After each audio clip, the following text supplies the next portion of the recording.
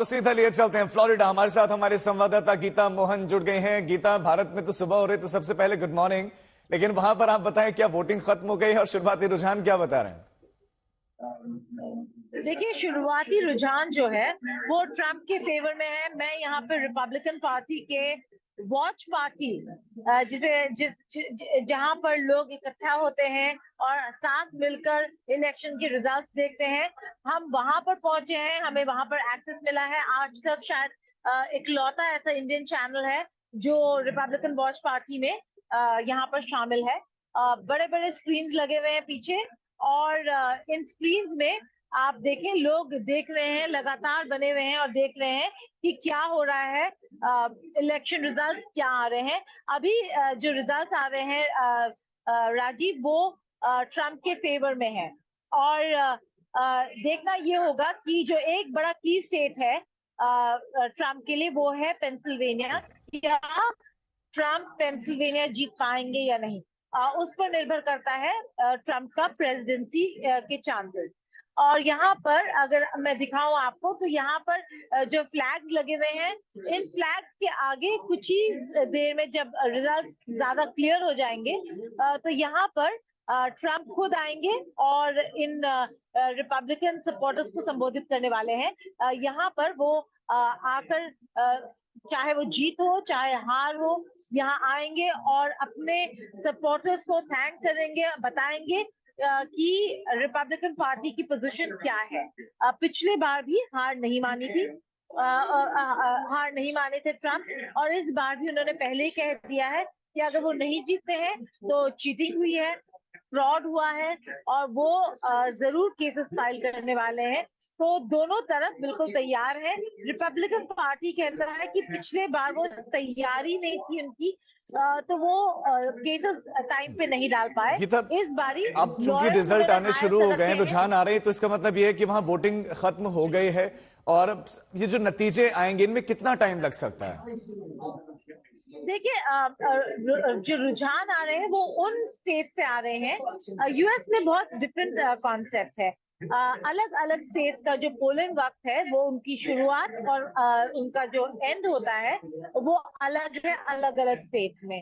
तो जहां जहां 6 बजे खत्म हो गया था पोलिंग, वहां वहां गिनती और काउंटिंग शुरू हो चुकी है, और इसीलिए काफी सारे स्टेट्स में के नंबर्स आने लगे हैं। लेकिन कुछ स्टेट्स है जहां पर कुछ बार कोड की प्रॉब्लम से, पेंसिल्वेनिया भी उनमें से एक है, तो इसलिए वहां के जजेस ने उन्हें 2 घंटा और दिया है। जो 7 या 8 बजे खत्म होना था, वो 9 या 10 बजे होगा। तो उनकी जो गिनती है, काउंटिंग है, वो लेट शुरू होगा। लेकिन पेंसिल्वेनिया का इंतजार सबको है, क्योंकि पेंसिल्वेनिया डिसाइड करेगा कि क्या ट्रंप प्रेसिडेंट बन पाएंगे या नहीं। जी गीता, हालांकि अभी जब अगर आप नंबर्स देखें, तो काफी सारे स्टेट्स हैं जहां पर ट्रंप आगे हैं। ठीक है गीता, हम आपके पास लौटते हैं, आप हमारे साथ बने रहिए। बहुत इंटरेस्टिंग चुनाव है, क्योंकि कुछ हिस्सों में तो वोटिंग कंप्लीट हो चुकी है, और जहां कंप्लीट हो चुकी है वहां के रुझान भी आने लगे हैं, और वहां रुझानों में इसमें डोनाल्ड ट्रंप आगे बताए जा रहे हैं। यानी कि ये उन शहरों से एक अच्छी तस्वीर डोनाल्ड ट्रंप के लिए, रिपब्लिकन पार्टी के लिए, जो राष्ट्रपति पद के चुनाव हैं जो इस समय चल रहे हैं, कुछ हिस्सों में वोटिंग भी चल रही है और कुछ हिस्सों में रुझान भी आने लगे हैं। तो जिन हिस्सों में रुझान आने लगे वो हम आपको बता रहे हैं। वहां पर डोनाल्ड ट्रंप कुछ हिस्सों में आगे बताए जा रहे हैं, कुछ जगहों पर कमला हैरिस आगे बताए जा रहे हैं। दोनों की राह आसान नहीं है, लेकिन कुछ हिस्सों में जहां कमला हैरिस ट्रंप पर बढ़त बनाती दिख रही है, तो कुछ जगहों पर ट्रंप को 95 इलेक्टोरल वोट बताया जा रहा है कि अब तक मिल गए। ये काउंटिंग चल रही है। तो ये अमेरिका का बिग बॉस बनेगा कौन, ये इंटरेस्टिंग रहेगा। हमारे साथ गीता लगातार बने हुए, जो कि इस समय फ्लोरिडा में मौजूद हैं, जहां डोनाल्ड ट्रंप पहुंचेंगे कुछ समय के बाद, वहां वो मौजूद हैं। गीता, जो स्विंग स्टेट्स हैं उन पर सबकी नजर होगी, क्या उन स्विंग स्टेट्स में अभी वोटिंग चल रही है या खत्म हो गई है? में स्विंग स्टेट है, वोटिंग वहां पर अभी भी जारी है, लेकिन खत्म होने वाला है। तो देखना होगा कि जब वहां पे काउंटिंग शुरू होगा तो रिजल्ट क्या होंगे। देखिए राजीव, आसान नहीं होगा, क्योंकि कुछ ऐसे स्टेट्स हैं जहां पर कॉन्टेस्टेशन होंगे। अगर किसी भी पार्टी के हक में रिजल्ट नहीं आते हैं, तो कुछ कुछ जगहों में केसेस होंगे, कॉन्टेस्टेशन होगा, कंटेस्ट करेंगे उस रिजल्ट को। तो लंबा लंबा चल सकता है। सोच के चलिए कि शायद कल का पूरा दिन लग जाए। अभी वहां पे सुबह हुआ है, तो आपके रात तक शायद क्लैरिटी हो, क्लियर पिक्चर हो। लेकिन अगर पेंसिल्वेनिया कॉल हो जाता है तो क्लियर पिक्चर जरूर आज रात को ही हो जाएगा, जी पता चल गीता, जाएगा कि क्या ट्रम्प यानी कि भारतीय समय अनुसार जीत आज रहे हैं शाम तक या फिर उम्मीद है कमला। कि अमेरिका का बिग बॉस बनेगा कौन, ये पता चलेगा। आप हमारे साथ बने रहे हैं। वॉशिंगटन से हमारे साथ रोहित शर्मा हमारे संवाददाता जुड़ गए। रोहित, वहां से क्या तस्वीर मिल रही है? कुछ जानकारी हमें गीता ने दी, आप वॉशिंगटन से अपडेट्स दें।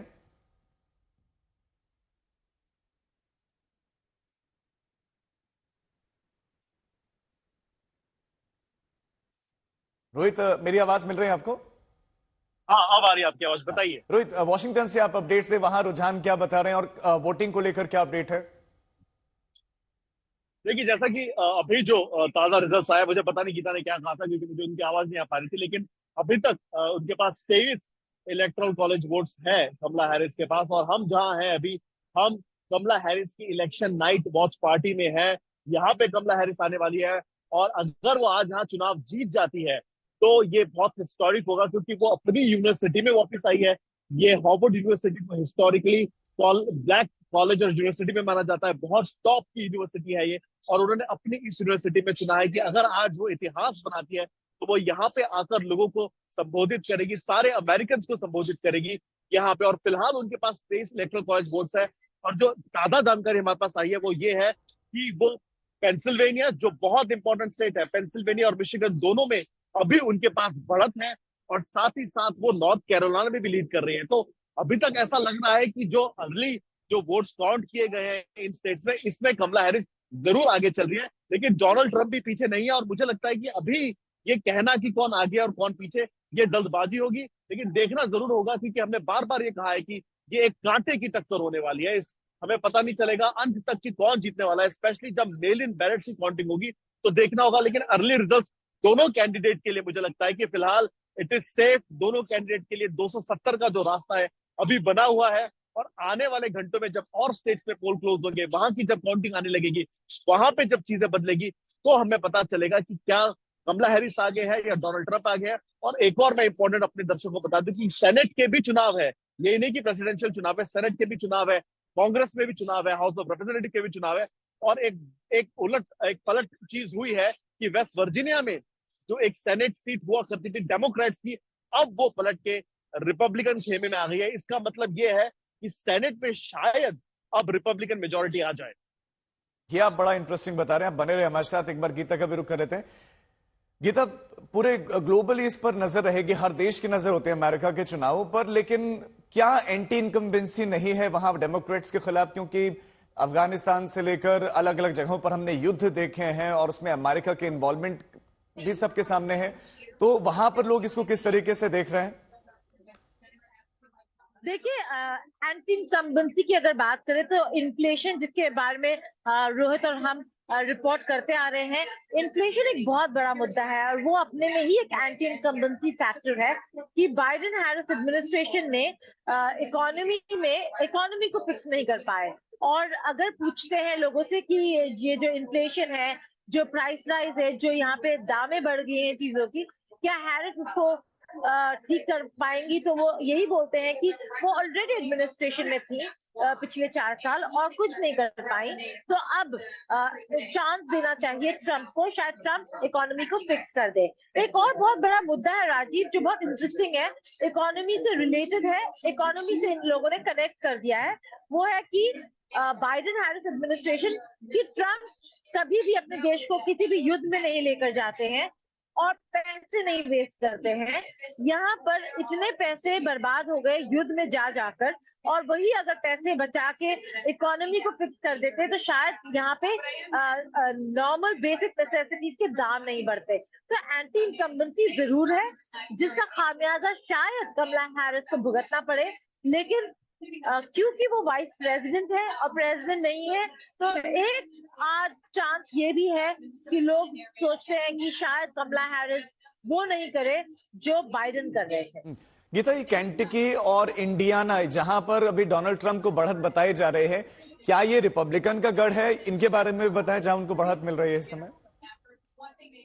देखिए, जो इंडियाना है, वो पहले से ही अगर रोहित होंगे तो वो ज्यादा बेहतर समझा पाएंगे। रिपब्लिकन रेड स्टेट है और Rohit, if you can explain this better.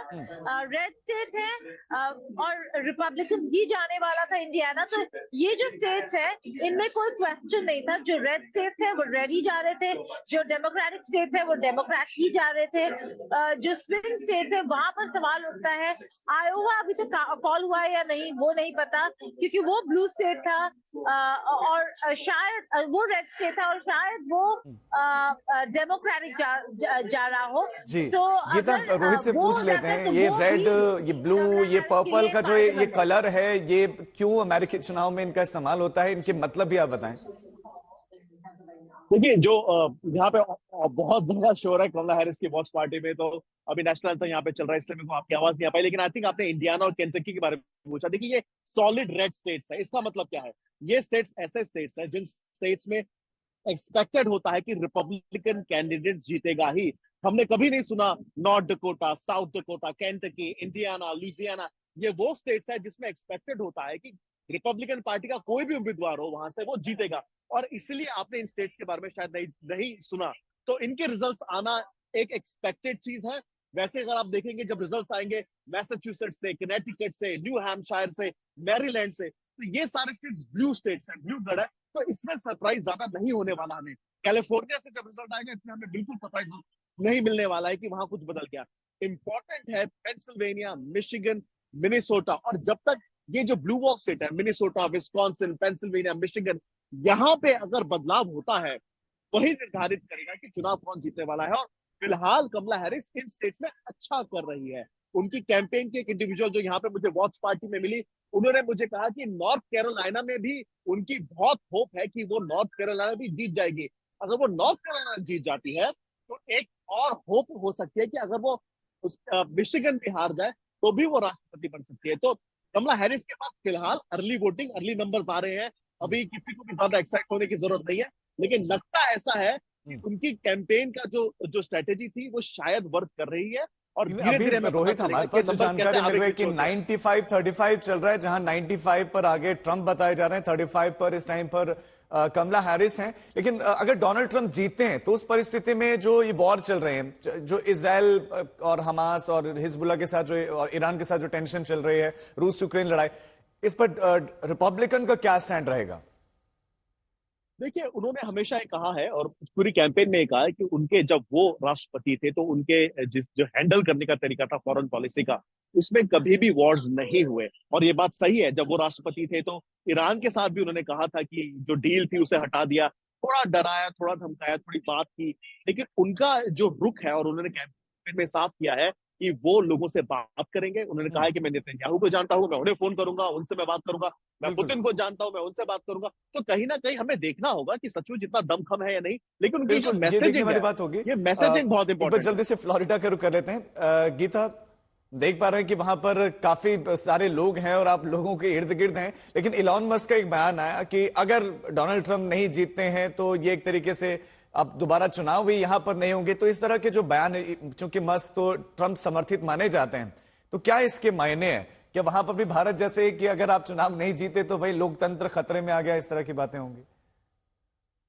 देखिए, इलॉन मस्क ने अपना पोजीशन बहुत पहले बहुत साफ कर दिया था। उन्होंने यहाँ तक कह दिया है कि अगर कमला हैरिस जीती है, अगर डेमोक्रेट्स आते हैं तो ट्विटर यानी कि एक्स जो अब उनकी कंपनी है वो खतरे में होगा। उनको वो फ्रीडम ऑफ स्पीच और जिस तरीके से उन्होंने एक्स का इस्तेमाल किया ट्रम्प को आगे बढ़ाने में, वो स्पेस नहीं मिलने वाला। तो ये नई बात नहीं है। इलॉन मस्क हमेशा कहते आ रहे हैं कि अगर कमला हैरिस जीती है, अगर डेमोक्रेट्स आते हैं तो उनकी मुसीबतें यहाँ अमेरिका में बढ़ जाएगी। लेकिन अगर आप बिगर पिक्चर देखें तो ये बस इलॉन मस्क का बयान नहीं था। हमने रूडी जिलियानी से बात किया था आज सुबह। वो भी यही कह रहे हैं कि अगर डेमोक्रेट्स आते हैं, क्योंकि वो ऑलरेडी काफी ट्रबल में है, तो उन्होंने कहा कि ट्रम्प और मैं दोनों जेल जाएंगे और हम अपना पूरा बाकी की जिंदगी जेल में ही बिताएंगे। और वो इसलिए बोल रहे थे क्योंकि उन्होंने कहा मुझे शायद 10 साल की सजा हो और मैं ऑलरेडी 80 साल का हूँ। और 90 इयर्स तक अगर मुझे जेल में रहना पड़े तो मेरी फिर मैं जिंदा आने नहीं वाला वापस। तो कई सारे लोग ऐसे हैं जो ये कह रहे हैं, जिनके अगेंस्ट केसेस है, जो कह रहे हैं कि उनके लिए खतरे ज्यादा है अगर डेमोक्रेटिक पार्टी आ जाती है, लेकिन ये एक पॉलिटिकल स्टेटमेंट है। और इलॉन मस्क भी अभी पॉलिटिकल हो गए, उन्होंने एक तरफ एक साइड को चुन लिया है। तो ये सारे पॉलिटिकल स्टेटमेंट्स हैं। आज राजीव, ये इन पॉलिटिकल स्टेटमेंट्स के कोई मायने नहीं है। क्यों? क्योंकि वोटिंग हो चुका है और लोगों ने डिसाइड कर लिया है कि उन्हें कौन चाहिए अगले राष्ट्रपति के तौर पे।